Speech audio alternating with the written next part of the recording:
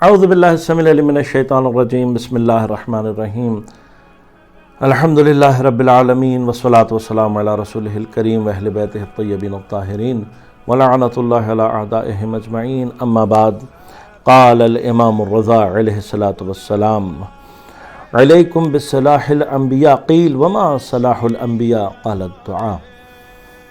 امام رضا علیہ السلام ارشاد فرماتے ہیں کہ تمہیں چاہیے کہ تم انبیاء کا ہتھیار اپنے آپ کو مسلح کر لو۔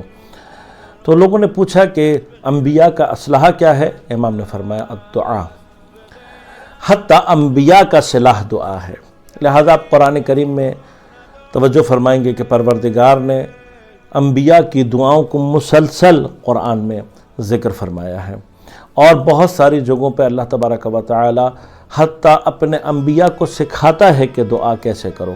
لہذا بدترین مصائب، بدترین پریشانیوں میں انبیاء علیہ السلام خدا کو پکار رہے ہیں، اور تمام تر نعمات کے مل جانے کے باوجود بھی اپنے پروردگار کو پکار رہے ہیں۔ انبیاء کی سیرت یہ بتا رہی ہے کہ خدا کو صرف مصیبتوں اور پریشانیوں میں نہیں پکارنا، بلکہ ہر حال میں خدا کو پکارنا ہے اور خدا سے اپنے ارتباط کو برقرار رکھنا ہے۔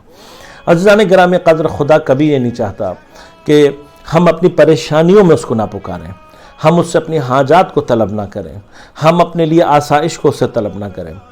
ہمیں حتیٰ اپنے جوتے کے بند کے لیے بھی پروردگار کو پکارنا چاہیے۔ لیکن عزیزان من، جس چیز کی ہمارے اندر طاقت اور قدرت ہے، اس کو خود انجام دینے کے بعد اس کے نتیجے کے لیے دعا کرنا سیکھیں۔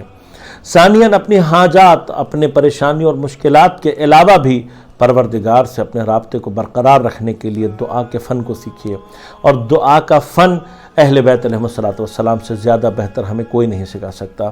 لہذا دعا اگر عشق کی وادی ہے تو عاشقوں کی زبان اس میں ہماری رہنما ہے۔ دعائے کمیل، دعائے ابو حمزہ صومالی، دعائے عرفہ امام حسین اور دیگر دعائیں ائمہ اہل بیت صلی اللہ علیہ وسلم سے جو نقل ہوئی ہیں، وہ انہی عاشقوں کے ان عاشقانہ نغمات کا نام ہے کہ جو انہوں نے پروردگار کے حضور جاری کیے۔